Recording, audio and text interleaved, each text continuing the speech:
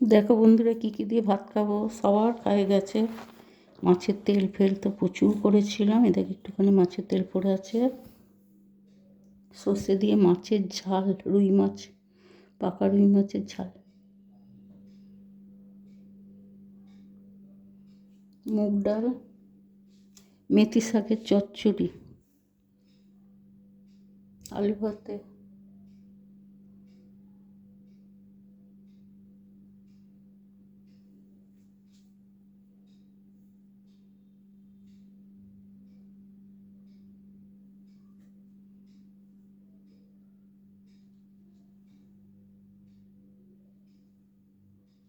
একটা ডিম সেদ্ধ দিয়েছি। গরম গরম ভাত করলাম, ভাত কম পড়ে গেছিলো,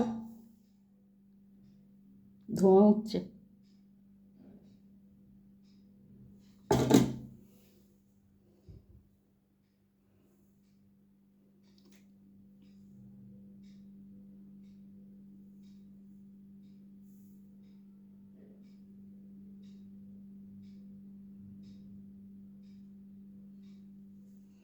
ঠিক আছে, খেয়ে নিই।